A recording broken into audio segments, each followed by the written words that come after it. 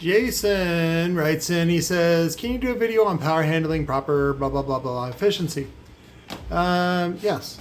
So this is typical of what the response looks like. It rolls off like this. So we'll use this one. This one's fine. So this is your base response. This is very typical. This looks like a sealed box. Whatever, this is the subwoofer and how it rolls off. And then the high end is where you would use the crossover, an electronic crossover, and that's where you'd crossover, say, about 150, in between here, about 150, 120 hertz. You cross any lower than that, and you give up a lot of mid-bass. And large drivers, especially 15s, 12s, do really great at mid-bass because that's a lot of cone area. So some people cross them down to like 70 and 80 or even 50. That's, I don't want to say you're dumb, but that's dumb. It's a waste. You really, in PA, they use, in this case, this 18 driver, you can use all the way up to 1K before it actually gets a peak in response. And even then, you can still cross it up at like 1.5K. And sometimes you can use that peak to your advantage. So it depends on how you're using it. But typically on PA drivers, they cross it all the way up to 1K. And then the tweeter is like a 2-inch tweeter / mid-range, or even like smaller than that, like an inch or an inch and an eighth, something like that. And it'll cross up from 1K on up. So, but anyways, as far as subwoofer goes, what happens is in what's called a fourth order alignment, right? And that what that describes is how quickly it rolls off on this end. So a fourth order alignment, this is a 12 dB slope, I can tell right away. And then technically this is a free air, but that's what a 12 dB slope looks like. In fact, actually this is less than a 12 dB. This is probably like a 6 dB slope. What you want to do is measure the 3 dB down point, which in this case looks like about 40 hertz. So this is probably about your average. So that's going to be about a 91, 92 sensitivity. And so then 3 dB down, you're looking at about 40, maybe 45 hertz. So, and that's just tells you what the sensitivity is. And in subwoofers, sensitivity measurements, the old measurements that they use like this on a PA driver, are all referenced at 1K. So you really, they're not as important as you think they are, is what I'm saying. And so I learned that because I tell people stuff and they don't fucking believe me.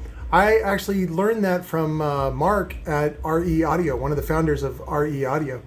He was telling me about that and I was like, what?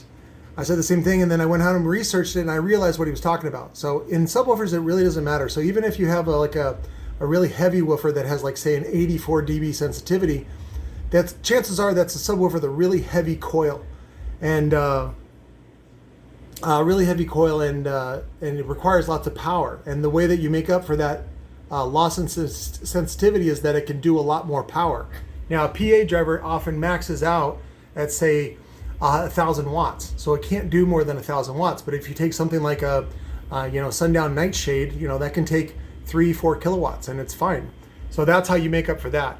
But as far as efficiency goes, in a regular ported alignment, which is a regular ported box, it's very predictable. It'll slope off quicker, but depending on what frequency you port it at, you can create a hump at the end if you sort of bring this in. So this one, let's say the FS, I don't have the impedance chart on this woofer, but let's say the FS is about 30 hertz.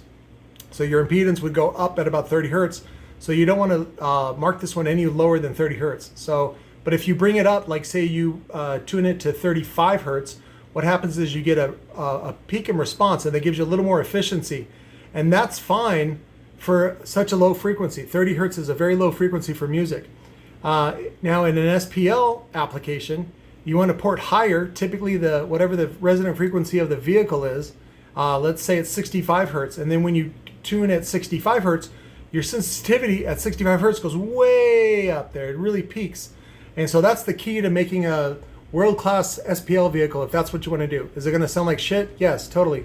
But for most people, tuning anywhere from 30, not really any lower than 30, because then what happens is you actually lose your efficiency, and it costs you more to reproduce those super low frequencies. And also there's no music down there anyway. So it's mostly just effects like explosions and things like that. And as we talked before, those are better done by tactile transducers like Aura bass shakers and What was the other? There's a couple other brands from Parts Express. That's probably the way to go. But as far as subwoofers go, you tune from about 32 to about 36 hertz. You can even tune as high as 40 hertz for like a 10 or an 8 because it's not going to get any lower than that. And also, that's what you want, a good mid bass. The mid bass is anywhere from 40 hertz on up to about 60, 70 hertz. And that's where you kind of feel it higher up in your chest. And then below that is where you sort of feel it all over body massage. You know, you can feel the wind on the hairs of your arms and things like that. So, but that's the efficiency. You always want to have it's always a compromise. Okay, so it's always a compromise. If you tune real low, it's going to be less efficient. But if you tune real high, it will be more efficient. But it's not efficient at a frequency that you want, right? That's desirable. Unless you're in an SPL vehicle, then that's a different story. And that's why I don't really like to subscribe or even entertain people that want SPL stuff, because typically, if you're going to be in an SPL contest, just like DB drag, right? That's why Wayne Harris called it one of the dumbest sports ever, right? Even though he's the founder of DB drag. When you go to a drag race, typically a dragster will have, 8 extra engines, okay? So if you want to do DB drag and if you want to do SPL contest, make sure you have about 8 extra woofers, right? Because you're going to blow a couple of woofers, all right? If you can't afford that, don't enter SPL contest, you idiot. Just use your subwoofers daily and have a good time. Enjoy your shit. Be grateful. Thankful. Love you. Bye.